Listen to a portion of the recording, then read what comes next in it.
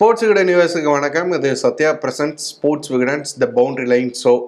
கடந்த IPL season ஃபுல்லாக நம்ம கமெண்டேட்டர் முத்துவோட பவுண்டரி லைன் ஷோன்னு சொல்லிட்டு ஒரு வெற்றிகரமான ஷோவை நடத்தியிருந்தோம். ஸோ இந்த முறை மீண்டும் நம்ம கூட முத்து இணைஞ்சிருக்கிறாரு. இந்த ஐபிஎல் சீசன் ஃபுல்லாகவும் ஒவ்வொரு மேட்சை பற்றியும் நம்ம முத்துக்கிட்ட நிறைய விஷயங்கள் பேசி தெரிஞ்சுக்க போகிறோம். ஸோ இன்றைக்கி சீசன் ஆரம்பிக்கிறதுக்கு முன்னாடி எல்லா டீம்ஸை பற்றியும் அப்படி சம்மரைஸ் பண்ணி என்னென்ன விஷயங்கள் சுவாரஸ்யமாக இருக்க போகுது இந்த சீசனில் அப்படிங்கிறத பற்றி முத்துக்கிட்ட பேசி தெரிஞ்சுக்கலாம் வாங்க.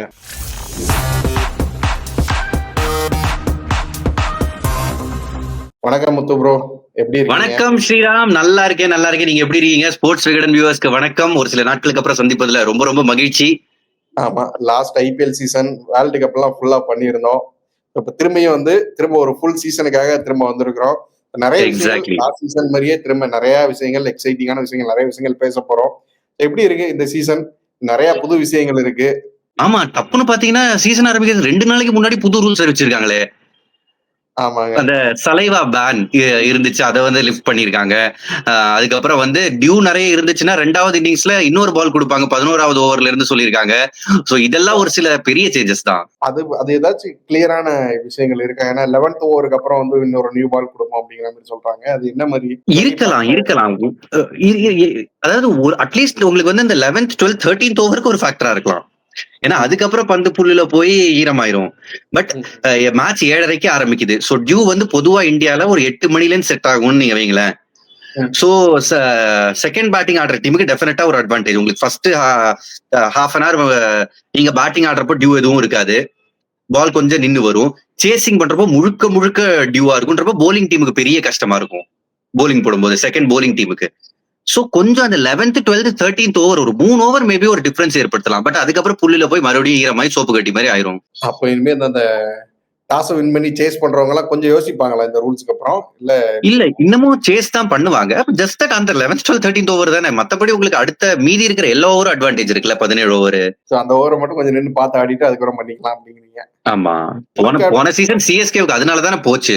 ஒரு வெட் பால் எஸ்தால் கண்ட்ரோல் பண்ண முடியாம போட்டாரு. ஒரு ஃபுல் டாஸ் தோரி சின்னசாமி ஸ்டேடியம் வெளியில அடிச்சிட்டாரு. அதுக்கப்புறம் வேற பால் கொடுத்தாங்க, அதை நல்லா கிரிப் பண்ணி போட்டாரு. சிஎஸ்கேவோட சான்ஸ் அங்க மங்கி போச்சு. ஆர்சிபி உள்ள போனாங்க. ஆமா, நம்ம தினேஷ் கார்த்திக் கூட அதைத்தான் பெரிய வெற்றிக்கான காரணமா பேசியிருப்பாரு ட்ரெஸ்ஸிங் ரூம்ல. அது ஒரு பெரிய ஃபேக்டரா இருக்கு. இந்த விஷயம் ஒரு வரவேற்க வேண்டிய விஷயம் தான். ஏதோ ஒண்ணு ட்ரை பண்றாங்க. பட் இந்த சீசன் பார்த்தோம்னா நிறைய புது கேப்டன்ஸ் வந்திருக்காங்க. ரஜத் பத்திதார் புது கேப்டன். ஆமா, அதுக்கப்புறம் ரஜத் பத்திதார் புது கேப்டன், அக்சர் பட்டேல் ஒரு புது கேப்டன். அப்புறம் ரஹானே ஒரு சர்ப்ரைஸா கம்பேக் கொடுக்குறாரு. எந்த வேற ஏதாவது டீம்ல இருந்திருந்தா ஃபர்ஸ்ட் பிளேயிங் லெவல்ல ஃபர்ஸ்ட் சாய்ஸா இருந்திருப்பாரு அப்படின்னே தெரியல. அவர் வராரு. என்ன எக்ஸ்பெக்ட் பண்ணலாம்? ஏன்னா எல்லா கேப்டன்ஸ் பின்னாடியுமே ஒரு சேலஞ்ச் இருக்கு அப்படின்னு நினைக்கிறேன். ரஜத் பட்டிதார் ஒரு பெங்களூரை லீட் பண்ணி சக்சஸ்ஃபுல்லா கொண்டு போய் காமிக்கணும். இன்னொரு பக்கம் ரஹானே பார்த்தோம்னா அவர் ஒரு பிளேயராகவே அவர் மேல நிறைய டவுட்ஃபுல்லா இருக்கிற சமயத்துல கேப்டன்சி கொடுத்துருக்காங்க. அக்சர் பட்டேல் புதுசா எமர்ஜ் ஆகி வராரு, அவர் கையில கேப்டன்சி இருக்கு. கில் அகைன் ஹர்திக் பாண்டியா கிட்ட இருந்து பேட்டர்னை வாங்கிட்டு திரும்ப நிறைய ப்ரூவ் பண்ணி காமிக்க வேண்டியது இருக்கு. இப்படி ஒவ்வொரு கேப்டன்ஸ் பின்னாடியுமே நிறைய விஷயங்கள் இருக்கு. ஈவன் ருத்ராஜ் கூட லாஸ்ட் சீசன் கையில இருந்த சீசனை விட்டுட்டு போனாங்க. சோ இப்படி ஒவ்வொரு கேப்டன் பின்னாடியும் பெருசா ப்ரூவ் பண்ணி காமிக்க வேண்டிய நிர்பந்தம் இருக்கு. கரெக்ட். இப்போ ஸ்ரேயஸும் பாத்தீங்கன்னா ஒரு சாம்பியன்ஷிப் ஜெயிச்ச கேப்டன் வேற ஒரு டீம் கேப்டன்சி பண்ண போறாரு. அங்கேயும் ஒரு பெரிய சேலஞ்ச் இருக்கு. சோ கேப்டன்சின்றது ஒரு விஷயம் இந்தியன் கிரிக்கெட்ல என்னதுன்னா, பாரிங் ரஹானேயோட இதை மட்டும் நான் இந்த பாயிண்ட்ல இருந்து எக்ஸ்க்ளூட் பண்ணிடுறேன். அடுத்த ஜெனரேஷனை நோக்கி இந்தியன் கிரிக்கெட் நகருது, ஐபிஎல் நகருது. சரி, ஸ்ரேயாஸ் ஐயரை பத்தி சொன்னீங்க, வேற டீம் போயிருக்கிறாரு. சரி, ஆனா கிட்டத்தட்ட ஒரு சந்திரமுகி அரண்மனை மாதிரியான ஒரு டீம்ல பஞ்சாப் எத்தனை கேப்டன் மாறி இருக்காங்கன்னு அவங்களுக்கே தெரியாது, எத்தனை கோச் மாறி இருக்காங்கன்னு அவங்களுக்கே தெரியாது. இப்படி ஒரு டீமை ஸ்ரேயாஸ் ஐயர் போய் காப்பாத்திடுவாரா? ஸ்ரேயாஸ் ஐயர், ரிக்கி பாண்டிங் அந்த பேர் காப்பாத்திடுவாங்களா? காப்பாத்திருவாங்களான்னா இப்ப டூ ஏர்லி டு பிரெடிக்ட். நம்ம சீசனோட ஆரம்பத்திலேயே அதை சொல்ல முடியாது. ஆனா ரிக்கி பாண்டிங் உள்ள வரப்ப என்ன சொல்லிட்டு வந்திருக்காருன்னா, இந்த இமீடியட்டா ஒரு சீசன்ல என்ன தள்ளுறதெல்லாம் இருக்கக்கூடாது, ஒரு கன்சிஸ்டன்ட் ரன் தரணும்னு சொல்லியிருக்காரு. அது ரிக்கி பாண்டிங் மாதிரி ஒரு பிளேயரால கமாண்ட் பண்ணி அந்த மேனேஜ்மெண்ட் கிட்ட இருந்து வாங்க முடியும், ஒரு சில மேட்சஸ் ரிசல்ட்ஸ் நல்லா வந்துச்சுன்னா.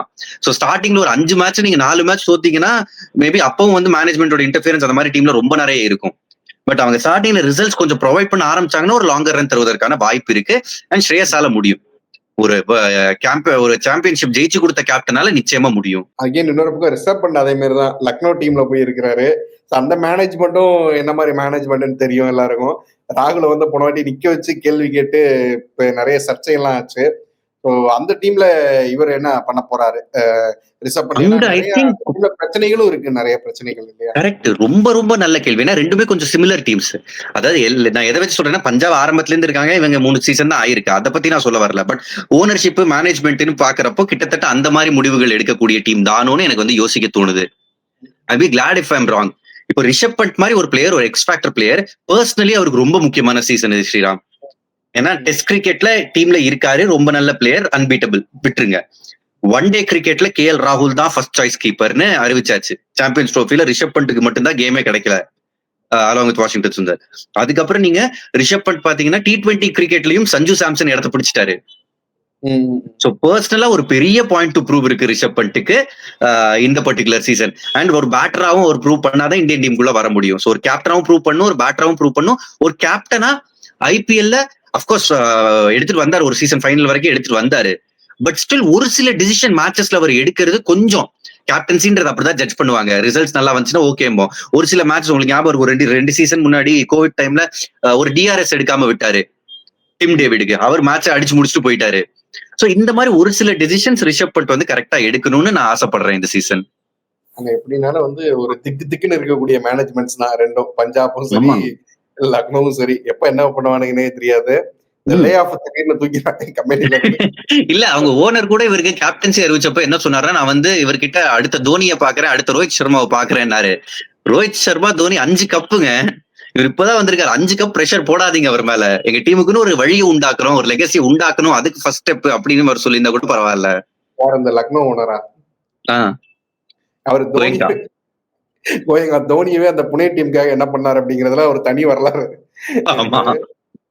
இப்படிப்பட்ட ஆளுங்க கிட்ட சிக்கிட்டு சரி, நம்ம CSK மும்பை பெரிய டீம்ஸ் அவங்க பக்கம் வரும். CSK அகெயின் நம்ம வந்து பெரிய ட்ரெண்டிங் பிளேயர்ஸா இல்லாம அவங்களோட கோரை தக்க வச்சுட்டு இந்த சீசனுக்குள்ள வராங்க. லாஸ்ட் சீசன் அன்பார்ச்சுனேட்டா அந்த ஒரு மேட்ச் கையை விட்டு போனதுனால போச்சு. இந்த வாட்டி சக்சீட் பண்ணுவாங்களா? குறிப்பா வந்து எப்பவும் கேட்கிற கேள்வி, தோனியோட லாஸ்ட் சீசனா? ஏன்னா டிஷர்ட்லாம் ஏதோ மோஸ்ட்ல போட்டு வந்திருக்காரா, டிக்கெட் ரேட் பயங்கரமா எகிர ஆரம்பிச்சிருச்சு. மோஸ்ட் ப்ராபபிலி இருக்கும்னு நினைக்கிறேன் அந்த மார்க்ஸ் கூட பார்க்கும்போது. அண்ட் இன்னொரு விஷயமும் நான் சொல்றேன், CSK 14-15 சீசன் IPL அவங்க விளையாடாத சீசனை விட்டுருங்க, விளையாடின சீசன் எடுத்தீங்கன்னா CSK-வை தவிர யாரு அந்த 3 டீம் குவாலிஃபை ஆக போறாங்கன்னு தான் பேச்சு இருந்துச்சு. பட் அதுக்கப்புறம் டீம் வந்து எப்படி சொல்றது, இன்னும் கொஞ்சம் ஹியூமன் ஆயிருக்காங்க. முன்னாடி வந்து ஒரு கடவுள் ஸ்தானத்துல இருந்தவங்க இப்ப டப்புன்னு இவனும் மனுஷன் தாண்டா, இவங்களும் மனுஷங்க தாண்டான்ற ஒரு ரியாலிட்டி செக் வந்துச்சு. கடந்த ஒரு 6 வருஷமா போய்கிட்டு இருக்குன்னு வைங்களேன். ஆனா அதுல கூட எந்த சீசன்ல குவாலிஃபை ஆகலையோ அடுத்த சீசன் வின்னர்ஸ். இந்த தடவை நான் அந்த ட்ரெண்ட் போகும்னு அந்த ட்ரெண்ட் இருக்கும்னு நான் எதிர்பார்க்கிறேன். அட்லீஸ்ட் பிளே ஆஃப் வந்துருவாங்க. ருத்ராஜோட கேப்டன்சி ஏன்னா லாஸ்ட் டைம் பார்த்தோம் அவர் இண்டிவிஜுவலா பண்றாரு தோனியோட சாயல் இல்லாம சில விஷயங்கள்ல. பட் ரிசல்ட் கிடைக்கல. இந்த வாட்டி என்ன எக்ஸ்பெக்ட் பண்ணுவாங்க? ரிசல்ட் கண்டிப்பா வேணும்னு எதிர்பார்ப்பாங்க இல்லையா மேனேஜ்மெண்ட்? நிச்சயமா எதிர்பார்ப்பாங்க. அண்ட் ஒரு வருஷத்துல அவரும் இன்னும் அதிகமா மெச்சூர் ஆயிருப்பார்ல. இந்தியன் கிரிக்கெட்ல வந்து அவரை கன்சிடர் பண்றது இல்ல, எந்த ஃபார்மேட்லயும் கன்சிடர் பண்றது இல்லன்னு பர்சனலாவும் அவருக்கு ஒரு உறுத்தல் இருக்கும். இந்த மாதிரி விஷயங்கள் வந்து இப்ப எப்பவுமே சொல்லுவாங்கல்ல, உங்களுக்கு வந்து வெற்றி சொல்லி கொடுக்கறத விட தோல்விதான் அதிக பாடங்கள் சொல்லி கொடுக்கும்னு.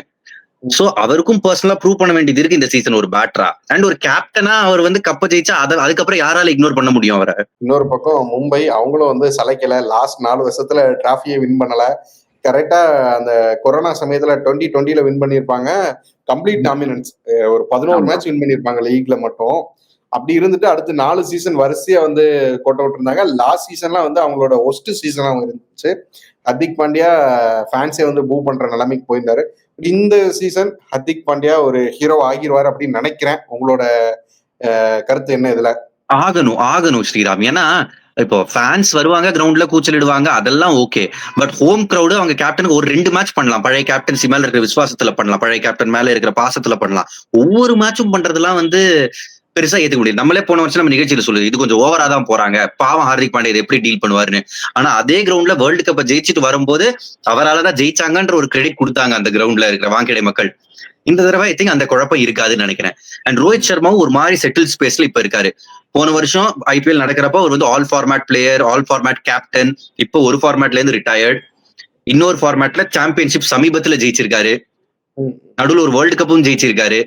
வேர்ல்டு டெஸ்ட் கிரிக்கெட்டை விட்டுருங்க, ரெட் பால்குள்ள வரல, பட் ஒயிட் பால்ல 2 இதுல எக்ஸலன்ட் கேப்டன்சி பண்ணியிருக்காரு ரோஹித் சர்மா. ஐ திங்க் இந்த சீசன் அவர் இன்னும் கொஞ்சம் ரிலாக்ஸ்டா இருப்பாருன்னு நினைக்கிறேன். எனக்கு வந்து ரோஹித் சர்மா கிட்ட இருந்து ஒரு 500 ரன் சீசன் பார்க்கணும். நான் ஆச்சரியப்பட மாட்டேன். ரோஹித் சர்மாவை இம்பாக்ட் பிளேயரா கூட ஆட வைக்கலாம். அண்ணே நீங்க ரிலாக்ஸா இருங்க, நீங்க ரிலாக்ஸா இருக்கிறதா டீமுக்கு முக்கியம். சோ இம்பாக்ட் பிளேயரா நீங்க வாங்க, முதல் 6-7 ஓவர் 8 ஓவர் நீங்க பேட்டிங் பண்ணுங்க, டப்பு டிப்புன்னு அடிங்க, அதுக்கப்புறம் போய் ரெஸ்ட் எடுங்க. இந்த மாதிரி சொன்னா கூட ஆச்சரியப்படுறதுக்கு நல்ல ஸ்ட்ராட்டஜியா இருக்கலாம் இதை பண்ணா கூட. ரோஹித் இருக்கிற நிலைமைக்கு பார்த்தா துண்டை தூக்கி தோல்ல போட்டு யாரா அது ரிட்டைர்மெண்ட் பத்தி எல்லாம் கேட்டதுட்டு வருவாருன்னு நினைக்கிறேன். சோ ஒரு மாதிரி எக்ஸைட்டிங்கா வந்துட்டாங்க எல்லா டீம்ஸுமே. ஒரு மாதிரி பெரிய பரபரப்பு இல்லாத மாதிரி இருந்துச்சு. பட் சீசன் ஸ்டார்ட் ஆகுறதுக்கு முன்னாடி ஆனா பாண்டியா, ஏன்னா இந்த தடவை திரும்ப இன்னொரு புது ரூல் வந்திருக்கு. இனிமே வந்து பெனல்டி தான் இருக்கும் கேப்டனுக்கு, மேட்ச் பேன் இருக்காது ஓவர் ரேட் ஸ்லோ ஆச்சுன்னா. சோ ஹார்திக் பாண்டியா போன சீசன் பண்ண தப்புக்காக இந்த சீசன் ஆரம்பிக்க மாட்டாரு டீம்ல. 1 மேட்ச் பேன் சர்வ் பண்ணும், அவர் ஆரம்பிக்க மாட்டாரு. ஆமா, சிஎஸ்கே எதிரான மேட்ச், அந்த மேட்ச் பும்ராவும் இருக்க மாட்டாரு. அங்க வந்து கொஞ்சம் இன்ட்ரெஸ்டிங் அமையலாம் equation. And Bumrah 3 match available இல்லைன்னு கேள்விப்படுறேன். அவர் வந்து சீக்கிரம் வரணும். ஏன்னா வந்தாதான் வந்து மும்பைக்கு வந்து பெரிய பேக் போனா இருப்பாரு. லாஸ்ட் சீசன் மும்பை நல்லா பண்ணாதப்பவும் பும்ரா நல்லா பண்ணியிருந்தாரு. அவர் ஆப்வியஸ்லி எவ்வளவு பெஸ்டா பண்ண முடியுமோ அவ்வளவு பெஸ்டா பண்ணியிருந்தாரு. சோ பும்ராவை ரொம்ப மிஸ் பண்ணுவாங்க இந்த டீம் இல்லையா? முதல் சில போட்டிகள் மிஸ் பண்ணுவாங்க. அவர் வந்ததுக்கு அப்புறம் எந்த வீரியத்தோட வராரு அப்படின்றது முக்கியம். ஏன்னா இன்டர்நேஷனல் கிரிக்கெட்ல வந்தாரு, ஃபுல் ஃபார்ம்ல வந்தாரு, ஃபுல் ஃப்ளோல வந்தாரு. பட் திரும்ப ஒரு இன்ஜுரி ஒரு குவிக் டைம்ல வந்திருக்கு. நடுவில் ஒரு சாம்பியன்ஸ் ட்ரோஃபி மிஸ் பண்ணிருக்காரு. ஐ திங்க் கொஞ்சம் ஜாக்கிரதையா இருக்கணும் அவரோட ஒர்க் லோட மேனேஜ் பண்றதுல. ஏன்னா இந்த வருஷம் இங்கிலாந்து சீரிஸ் வருது, அவரோட ஒர்க் லோட், ஷமியோட ஒர்க் லோட்லாம் டீம்ஸ் கொஞ்சம் பார்த்து மேனேஜ் பண்ணும் இந்தியன் டீம் பாயிண்ட் ஆஃப் வியூல. பட் பிரான்சைஸ் கிரிக்கெட்ல பெருசா அது பண்ண மாட்டாங்க. 4 ஓவர் தான் வீசணும்ன்றதுனால அவர் வந்தா ஃபுல் ஃப்ளோல வருவாரு. அவர் இல்லாத மேட்சஸ் ரொம்ப அடி வாங்கிடக்கூடாது மும்பை. ரஜத் பட்டிதரை பத்தி சொல்லுங்க. ஒரு பெரிய டீமுக்கு வந்து கேப்டன் ஆகியிருக்கிறாரு. இது வரைக்கும் நம்ம ஆர்சிபியோட ரெக்கார்டு எடுத்து பார்த்தோம்னா அவங்க வந்து அனில் கும்ளே, டிராவிட், வெட்டோரி, விராட் கோலி, ஃபேஃப்னு வந்து எல்லாம் எக்ஸ்பீரியன்ஸ்டான ஸ்டார் பிளேயர்ஸுக்கு தான் போயிருக்கிறாங்க. ஃபர்ஸ்ட் டைம் வந்து ரஜத் பட்டிதர் மாதிரி டொமஸ்டிக்ல நல்லா பண்ணி எமர்ஜிங் ஸ்டேஜ்ல இருக்கிற ஒரு பிளேயருக்கு கேப்டன்சி போயிருக்கு. நல்லா பண்ணுவாரா? 18 வருஷம் 17 வருஷம் அவங்க கையில சிக்காத அந்த கோப்பை வந்து இவர் வாங்கி கொடுப்பாரா? ஆமாங்க, குழந்தைக்கு 18 வயசு ஆயிருச்சு, இன்னும் பெருசா அச்சீவ்மெண்ட் இல்லைன்னா கொஞ்சம் வருத்தப்பட வேண்டிய விஷயம் தான். ஆனா இந்த சீசன் வந்து வேற ஒரு புது ட்ரெண்ட் நோக்கி போறாங்கன்றது கிளியரா தெரியுது ஸ்ரீராம். ஏன்னா வருஷம் நீங்க சொன்ன எல்லா கேப்டன்ஸையும் எடுத்துக்கோங்களேன். பட் டீமோட ஃபார்முலாவா என்ன இருக்கு? 3 பெரிய பிளேயர்ஸ், கெயில், ஏபிடி, கோலி. அதுக்கப்புறம் வந்து மேக்ஸ்வெல், ஃபேஃப், கோலி. இப்படியே 3 பேட்டர்ஸ் நம்பியே இறங்கிட்டு இருந்தாங்க. இந்த சீசன் அங்கிருந்து கொஞ்சம் வெளியே போறாங்க அவங்க. சோ போலிங்க ஸ்ட்ரென்தன் பண்ணிருக்காங்க. ஒரு புவனேஸ்வர் குமார் உள்ள போலிங்ல வந்து உங்களுக்கு பவர் பிளேல விக்கெட் எடுக்கிறதுக்காக அவர் உள்ள வந்திருக்காரு. அவர் ஒரு நல்ல இன்க்ளூஷன். சோ இந்த மாதிரி அண்ட் ஒரு யங் கேப்டன் நீங்க சொன்ன மாதிரி ரஜத் பட்டிதார்ட்ட கொடுத்தது ஒரு புது வழி அமைச்சு கொடுக்குறாங்க. செம சேலஞ்சிங்கா இருக்க போகுது அவருக்கு. மத்திய பிரதேஷ் கேப்டன்சி பண்ணிருக்காரு, நான் இல்லைன்னு சொல்ல. பட் நீங்க வந்து ஐபிஎல்ல கேப்டன்சி அந்த நர்வ்ஸ் எப்படி ஹேண்டில் பண்றது அப்படின்றதுல ஒரு பெரிய ஃபேக்டர் இருக்கும் அவருக்கு.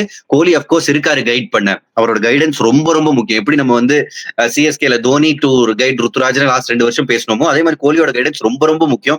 Hopefully he does well. அந்த ஃபேன்ஸ்க்காக அந்த டீம் ரொம்ப நல்லா பண்ணணும். இந்த சீசன் கொஞ்சம் நல்ல ஸ்குவாடும் வச்சிருக்காங்க. இந்த வாட்டியா கபி நடக்கதான் பாக்கலாம் அவங்களுக்கு. இப்போ வந்து பாத்தோன்னா அடுத்து வந்து இன்னொரு விஷயம் பெருசா யாரும் இந்த பேசவே இல்லை. என்னன்னா டெல்லிக்கு வந்து நம்ம கேமக் பதானி கோச் ஆகியிருக்காரு. நிறைய லீக்ஸ் போய் வந்து வின் பண்ணிட்டு இப்ப டெல்லி கேபிட்டல்ஸ் வந்து கையில எடுத்திருக்கிறாரு. எந்த மாதிரி இருக்கும் அவரோட ஸ்டைல், என்னவா இருக்கும்னு நினைக்கிறீங்க? அவரோட ஸ்டைல் வந்து நான் அவர் வந்து ரொம்ப க்ளோஸ்ல இருந்து பாத்துருக்கேன். டிஎன்பிஎல் கோச் பண்ணி தான் அவருக்கு வந்து முதல்ல சக்சஸ் கிடைச்ச ஆரம்பிச்சிச்சு. பட் டிஎன்பிஎல் அவர் பண்ணது என்னன்னா, டிஎன்பிஎல் அந்த டீம்ல அவர் தான் ராஜா, அவர் தான் மந்திரி, எல்லாமே அவர் தான். பட் இன்டர்நேஷனலுக்கு பட் அங்கிருந்து நீங்க மேல வரும்போது மத்த லீக்ஸ்ல நீங்க பண்ணும்போது உங்ககிட்ட அந்த ஃப்ரீடம் இருக்காது. ஏன்னா அங்க வந்து இன்னும் ஸ்டார் பிளேயர்ஸ் இருப்பாங்க. டிஎன்பிஎல்ல தமிழ்நாடு கிரிக்கெட்டர்ஸ் தான், 1-2 பேர் இந்தியாவுக்கு விளையாடின பிளேயர்ஸ் இருப்பாங்க. பட் அவங்களை மேனேஜ் பண்றது கூட ரிலேட்டிவ்லி ஈஸி. பட் இங்க பெரிய பிளேயர்ஸையும் மேனேஜ் பண்ணி அவர் ப்ரூவ் பண்ணாரு. ILT20ல ரொம்ப நல்லா பண்ணாரு. ஆமா, மத்த இதுல ஒரு அசிஸ்டன்ட் கோச்சாவோ பேட்டிங் கோச்சாவோ இருந்தாலும் ILT20ல ஹெட் கோச்சா ரொம்ப நல்லா பண்ணவர் ஹேமந்த் பதானி. இந்த சீசன் கூட கப் ஜெயிச்சாங்க. நைபுக்குலாம் செம வருஷமா இருந்துச்சு. சோ அவர் கொஞ்சம் பேலன்ஸ்டான ஆள் தான். கூட கெவின் பீட்டர்சனும் இருக்காரு டீமோட மென்டரா. அண்ட் ஒரு சூப்பர் ஸ்குவாட் எடுத்திருக்காங்க. செம ஸ்குவாட் எடுத்திருக்காங்க. நல்ல டிசிஷன் என்னதுன்னா, KL ராகுல் கேப்டனா இல்ல. அது KL ராகுலுக்கு ஆஃபர் பண்ணிருப்பாங்க. ஃபர்ஸ்ட் அவர் வேணாம்னு சொல்லிருப்பாரு. மேபி நடந்திருக்கலாம் பேக் ரூம் டிஸ்கஷன்ல.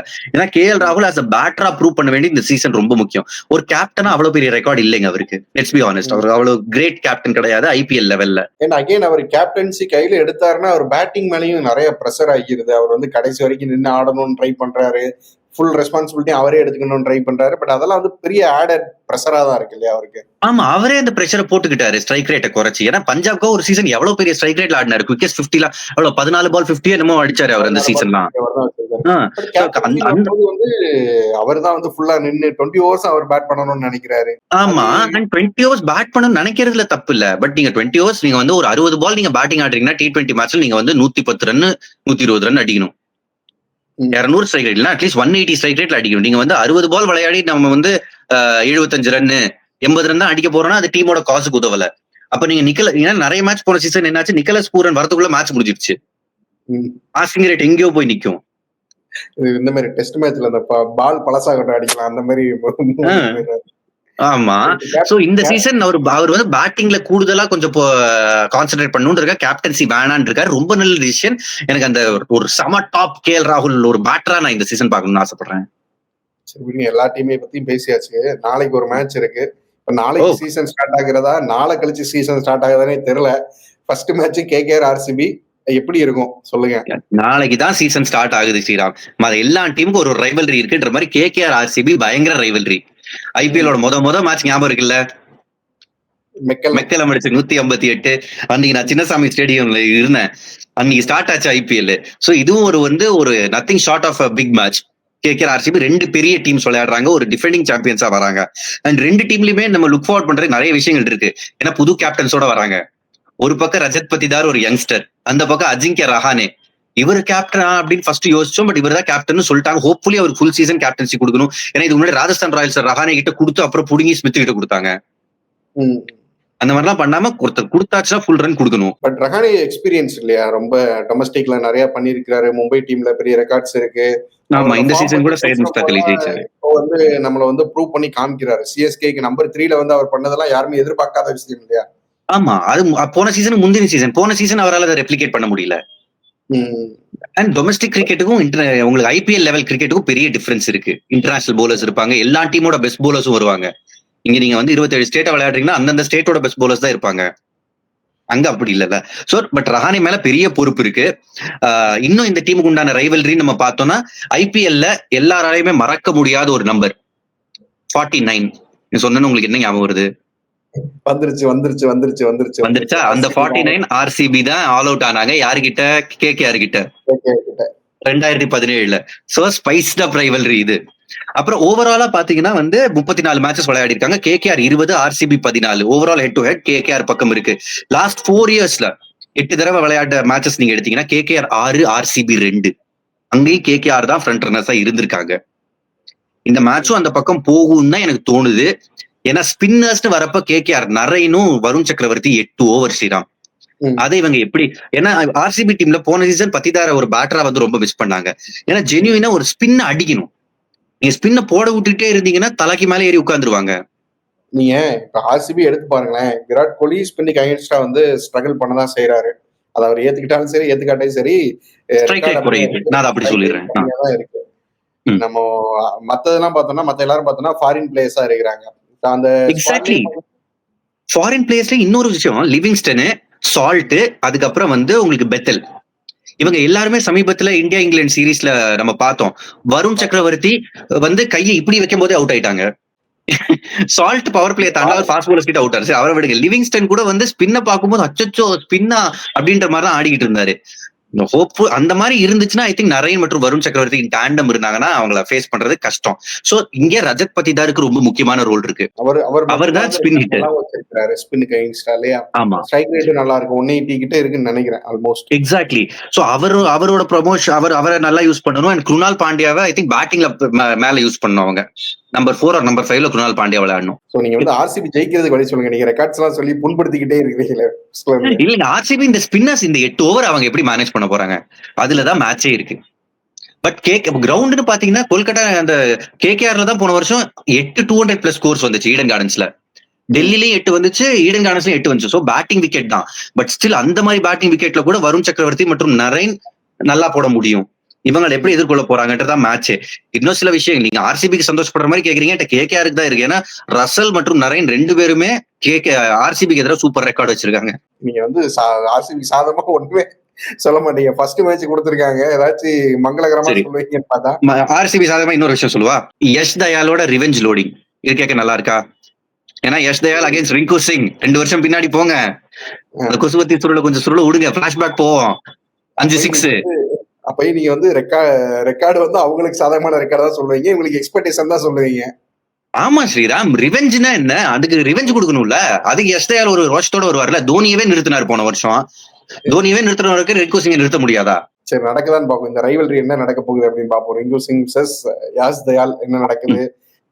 நீங்க யாஸ் தயால் பத்தி பேசுறப்போ நம்ம புவனேஸ்வர் குமார் இருக்கிறாங்க, ஹேசல்வுட் இருக்கிறாரு. இவங்க 2 பேருமே ஒரு நல்ல அட்டாக்கா இருக்கிறாங்கல்ல 3 பேர் பாக்குற போது. எக்ஸாக்ட்லி. சோ சுனில் நரேனை பேட்டிங்லயும் நிறுத்தணும். போன சீசன் சால்ட்டும் நரேனும் பேட்டிங்லயே எடுத்துரு. எல்லாருக்கும் டிராவிஸ் ஹெட், அபிஷேக் சர்மா தான் ஞாபகம் இருக்கு. பட் கப்ப ஜெயிச்சது இவங்க. அண்ட் அங்க எப்படி Abhishek Sharma, Travis head sorry டாப்ல வருவாருன்னு நினைக்கிறீங்களா? ஆமா, அட்லீஸ்ட் 3 நாள் மேட்ச் சுனில் நரேன் தான் டாப்ல வந்தாகணும். So Sunil Narine along with நான் என்னன்னா ஃபர்ஸ்ட் குவிண்டன் டிகாக் தான் போவாங்கன்னு நினைக்கிறேன். குவிண்டன் டிகாக் இல்லனா குர்பாஸ், இவங்க 2 பேர்ல தான் ஒரு சாய்ஸ் இருக்கு கேகேஆருக்கு. ரைட் ஹேண்டர் வேணும்னா Gurbaz, but still I think எக்ஸ்பீரியன்ஸ்ல குவிண்டன் டிகாக் பக்கம் சாயறதுக்கான வாய்ப்புகள் அதிகம். இப்போ வந்து உங்களோட ப்ரெடிக்ஷன் நீங்க சொல்லிட்டீங்க. நான் சொல்லவே இல்லை. ஆர்சிபி வர சொல்லுவீங்களா நீங்க சொன்ன ரெக்கார்ட்ஸ் எல்லாம் விட்டுட்டு? இல்ல, இந்த பர்டிகுலர் மேட்ச்னு வந்துச்சுன்னா எனக்கு வந்து கேகேஆர் தான் ஸ்டார்டிங் அஸ் ஃபேவரட்ஸ். ஈடன் கார்டன்ஸ்ல வேற மேட்ச். சரி, மேட்ச் நடக்குமான்னு சொல்லுங்க. நிறைய வெதர் ரிப்போர்ட்லாம் பயங்கரமா வேற வந்து சத்தியமா தெரியல ஸ்ரீராம், நான் பார்க்கவே இல்லை அதெல்லாம். இப்போ ஏதோ ஆரஞ்சு அலர்ட்லாம் சொல்றாங்க, மேட்ச் வந்து பாதிக்கப்பட வாய்ப்பு இருக்குன்னு. எனக்கு இத பத்தி ஐடியாவே இல்ல ஸ்ரீராம். நீங்க சொல்லுங்க, நீங்க தான் வெதர் ரிப்போர்ட் பாத்தீங்க, நீங்க சொல்லுங்க என்ன சொல்றாங்க வெதர் ரிப்போர்ட்ஸ். ஆரஞ்சு அலர்ட் இருக்குதான், மழை வர்றதுக்கான வாய்ப்புகள், மேட்ச் பாதிக்கப்படுறதுக்கான வாய்ப்புகள் இருக்குதான். அதெல்லாம் பார்த்தா நிஜமாவே வந்து மார்ச் 23 தான் ஃபர்ஸ்ட் மேட்ச் ஆகிருமோன்னு வெயிட் பண்ணுவோம் ஸ்ரீராம். ஹோப்ஃபுல்லி ஒரு நல்ல மேட்ச் பாப்போமே கொஞ்சம். ஏன்னா கல்கத்தா மாதிரி ஏரியால மழை பெஞ்சா பெஞ்சிக்கிட்டே இருக்கும்ல, அதானே சொல்லுவாங்க. அந்த பிரச்சனை இருக்கு. பாக்கலாம் அது என்னன்னு. பட் அதுக்கு அடுத்து சண்டே ஒரு பயங்கரமான மேட்ச் இருக்கு, மான்டிகோ ஃபைட் இருக்கு. எம்ஐ ஃபர்ஸ்ட் மேட்சே வந்து இந்த வாட்டி சிஎஸ்கேக்கும் எம்ஐக்கும் போட்டிருக்காங்க. ஸோ அவங்களோட கிளாஸ். ஸோ எல் கிளாசிக்கோ எப்படி இருக்க போகுது? களகட்ட போகுதுங்க, களகட்ட போகுது. எப்பா இப்ப அவங்க எப்படி ஹார்திக் பாண்டியா மற்றும் பும்ரா இல்லாம எப்படி சிஎஸ்கே எதிர்கொள்ள போறாங்க, அண்ட் சிஎஸ்கே என்ன மாதிரி ட்ராக் கொடுக்க போறாங்க, அதுவும் நான் பார்க்க ஆவலா இருக்கேன். ஏன்னா first match of the season, போன சீசன் எல்லாருக்குமே ஆச்சரியம் என்னன்னா ஒரு மாதிரி பிளாட் விக்கெட் கொடுத்திருந்தாங்க. நம்ம வழக்கம் போல பாக்குற மாதிரி திருப்புலி விக்கெட் கிடையாது. இந்த சீசன் ஐ திங்க் கொஞ்சம் மறுபடியும் ஸ்பின்னுக்கு சாதகமா கொடுத்தா சிஎஸ்கே ஏதுவா இருக்கும். அப்படி இருந்துச்சுன்னா சிஎஸ்கே அன்ஸ்டாப்பபிள். அஸ்வின், ஜடேஜா, நூர் அகமதுன்னு ரச்சின் இருந்தா ரச்சின் கூட வருவாரு. ஆமா, ஒரு ஸ்பின் அட்டாக் ஃபுல்லா இறங்கி அடிச்சிருவாங்க இல்லையா? கரெக்ட். அண்ட் அங்க வந்து உங்களுக்கு சாண்டர் ஒரு நல்ல ஸ்பின்னர், பட் சாண்டர் வந்து உங்களுக்கு T20 மேட்ச் ஜெயிச்சு கொடுக்குற அளவுக்கு ஒரு ஸ்பின்னரா நல்லா போடுவார். நான் இல்லன்னே சொல்ல, கிரேட்டஸ்ட் லெஃப்ட் ஆர்ம் ஸ்பின்னர்ஸ் நீங்க எடுத்தீங்கன்னா கரண்ட் ஈரால டாப் 2ல இவர் இருப்பாரு. நீங்க யோசிச்சு பாருங்க, இப்போ யாஸ் தயால் வந்து ரிவெஞ்ச் எடுக்கிறாருல கேகேஆர் மேட்ச்ல, அது மாதிரி சாண்டர் ரிவெஞ்ச் எடுத்தாருன்னா என்ன பண்ணுவீங்க? உட்கார வச்சீங்கன்னா எப்படி அவருக்கே தெரியுங்க, அவருக்கு சொல்லாம உட்கார வச்சிருப்பாங்க. எத்தனை சீசனுக்கு உட்கார வச்சீங்க? அதுக்கெல்லாம் இருக்குன்னு நினைக்கிறேன் சேப்பாக்கல. இல்ல, ஐ திங்க் அதுக்கு ஏதாவது ஒரு ரெக்கார்டு எடுக்கணும்னு நினைக்கிறேன். நான் கூட முத்துவின் கேள்வியில எடுப்பேன் இந்த சீசன் எப்பயாவது. எந்த பிளேயர் அதிக தடவை பெஞ்சில் உட்காந்துருக்காங்க மேட்ச் விளையாடாம இவ்வளவு வருஷமா? ஐ திங்க் சாண்ட்னர் வந்து சிஎஸ்கேவுக்கு டாப்ல வந்துருவாரு. ஐ திங்க் ஒரு ரெக்கார்டு எடுத்து பார்த்தோம்னா ஸ்ரீராம், எந்த பிளேயர் அதிக தடவை பெஞ்சில் உட்காந்துருக்காங்க ஐபிஎல் ஹிஸ்டரியிலேயே, ஐ திங்க் இவர் டாப்ல வருவாருன்னு நினைக்கிறேன், மிச்சல் சாண்ட்னர். அந்த அளவு உட்கார வச்சிருக்காங்க. ஏன்னா டீம்ல இடம் இல்லையே, என்ன பண்றது? இந்த காரணம் எல்லாம் சரிதான், அவர் என்ன பண்ண போறாருன்னு பாப்போம். அவரும் இருக்காரு. அப்படி திரும்பிச்சுன்னா முஜிபை எடுத்திருக்காங்களே அல்லா கசன்ஃபருக்கு பதிலா. ஆமா, முஜிப் இருக்கு. இந்த பக்கம் நூர் அகமது, அந்த பக்கம் முஜிபு. ஆமா, இவங்க 2 பேரும் தான். இன்னொரு இதை பாத்தீங்களா, கரண் சர்மா இருக்காரு. கரண் சர்மா இருக்கிற டீம் சாம்பியன் ஆவாங்களாம். ஏங்க அதெல்லாம் ஏதோ ஒரு காலத்துல நடந்துச்சுங்க. அந்த பஜனை எல்லாம் இப்பெல்லாம் ஒத்து வரவே இல்லை. ஏன் ஆர்சிபிலையும் தான் அவர் வந்து இருந்தாரு. நீங்க வந்து ஆர்சிபி சாதமா எதையுமே சொல்ல மாட்டீங்க. என்ன ஸ்ரீராம், இருந்தாருன்ற உண்மைதான் நான் சொன்னேன். சரி, நீங்க வந்து அடுத்த நீங்க வந்து ரொம்ப சித்தரிக்கிறீங்க ஆர்சிபி ஃபேன்ஸ். இவர் வந்து உங்களை எனக்கு எதிராக திருப்பி விட பாக்குறாரு. எனக்கு ரொம்ப பிடிச்ச டீம் ஆர்சிபி. இது வார்னிங் போட்டுக்கிறீங்க, ஸ்ட்ராட்டஜி வார்னிங். ஆமா, டிஸ்க்ளைமர் போட்டே ஆகணுமே, வெறித்தனமா வருவாங்க ஆர்சிபி ஃபேன்ஸ். ஆமா, போன வாட்டி அங்கேயே பெங்களூர்லயே பார்த்தோமே பயங்கரம். உசுருக்கு உத்தரவாதம் இல்ல, கஷ்டப்பட்டு வெளியே வந்தோம் நம்மலாம். ஆமாங்க, பயங்கரமான ஃபேன்ஸ். சோ பார்த்து நடக்கலாம். நாளைக்கு மேட்ச்ல என்ன நடக்குன்னு வந்து பார்க்கலாம். ஃபர்ஸ்ட் ஓகே, நீங்க சொல்லுங்க உங்களோட யார் ஜெயிப்பாங்க, கேகேஆர் ஆர்சிபியா? கேகேஆர் ஆர்சிபியா? எனக்கு வந்து ரஜத் பட்டிதர் மேல ஒரு நம்பிக்கை இருக்குது, ஒரு பாசிட்டிவிட்டி தெரியுது அவரை பார்த்தா. அதனால ஆர்சிபி ஜெயிப்பாங்க அப்படின்னு நம்புறேன். அதனால நான் சிவப்பு சட்டை எல்லாம் போட்டு வந்தேன். ஓ, சிவப்பு சட்டை சிவப்பு பேக்ரவுண்ட். ஓகே, நான் கேகேஆர்னு சொல்றேன். பாப்போம் ஸ்ரீராம் நாளைக்கு நாள் முடிவுல யார் ஜெயிக்கிறாங்கன்னு. ஓகே ப்ரோ, பார்ப்போம். பார்த்துட்டு மேட்சை பத்தி இன்னும் அடுத்து நிறைய பேசலாம். வியூவர்ஸ் எல்லாம் இணைஞ்சிருங்க. அடுத்த 2 மாசம் 2.5 மாசம் நம்ம டெய்லி பேச போறோம், எல்லா மேட்சஸ் பத்தியும் நிறைய இன்சிடென்ட்ஸ் பத்தி எல்லாமே பேச போறோம். முத்து ப்ரோ, திரும்ப ஒரு ஜேர்னியை தொடங்கலாம். Thank you. Yes Sriram, looking forward to it. Thank you Sriram, and thank you sports Vikatan.